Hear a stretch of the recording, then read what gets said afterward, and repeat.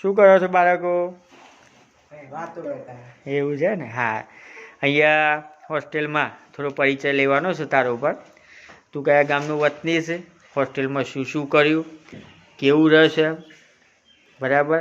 જમવાનું કેવું મળે છે, બરાબર? સાહેબ બધી જે સગવડો આપું છે એ પૂરતી છે કે નથી એના વિશે થોડી ચર્ચા કરવા માગું છું. તો તારે મને કહેવાનું જે હોય મનમાં તને જે યોગ્ય લાગ્યું હોય એ બધું સાચું જ કહેવાનું, આપણે ખોટું કરવાનું નથી, જેથી બીજા બાળકોને પણ ખ્યાલ આવે કે ભાઈ અહીંયા હોસ્ટેલમાં શું શું સુવિધાઓ છે.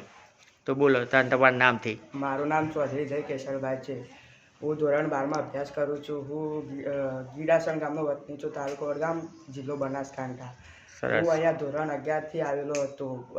પહેલાં હું અભ્યાસમાં ખૂબ જ વીક હતો, ત્યાં ભણતો નહોતો અને મોબાઈલ ખૂબ જ જોતો હતો. પછી મને આ હોસ્ટેલ વિશે ખબર પડી અને અહીંયાના સર અને મેડમ ખૂબ જ સારો અભ્યાસ રાખે છે અને સારા સંસ્કાર આપે છે. તેથી હું આ હોસ્ટેલમાં આવ્યો અને આ હોસ્ટેલમાં આવ્યા પછી મારું થોડું રિઝલ્ટ સુધર્યું છે અને અહીંયાનું ખાવાનું પણ સારું આપે છે. પહેલાં કઈ સ્કૂલમાં કયો ભણતા હતા? પહેલાં તો વડગામ ભણતો હતો. કેવું રહ્યું? ત્યાં સારું નહોતું, ત્યાં ભણવાનું થોડું ડાઉન હતું. અહીંયા સારું ભણવાનું. અને ગામમાં કેવું કરતા? મસ્તી કરતા? મસ્તી કરતા અને ત્યાં મસ્તીખોર કહેવાતા. એવું છે ને?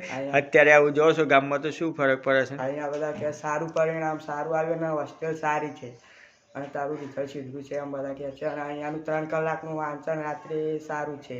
સર અને મેડમ પાસે બેસીને વંચાવે છે. બરાબર. અને જમવાનું ને બધું કેવું છે? સવારે ચા નાસ્તો, ગરમ પાણી શિયાળામાં મળે છે? પૂરતી સુવિધાઓ મળે છે. શિયાળામાં ગરમ પાણી, ખોરાક પણ સારો હોય છે અને બધી સુવિધાઓ હોય છે. અને સાહેબ રવિવારે તમને ફ્રી આપે છે તો શું ક્યાં ક્યાં લઈ જાય છે, શું શું કરાવે છે?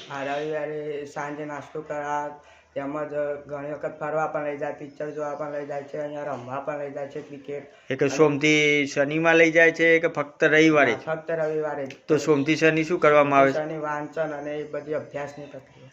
બરાબર, સરસ સરસ. બીજી કોઈ તકલીફ કોઈ બેટા હોસ્ટેલમાં? કોઈ તકલીફ નહીં, મસ્ત હોસ્ટેલ. Okay, thank you.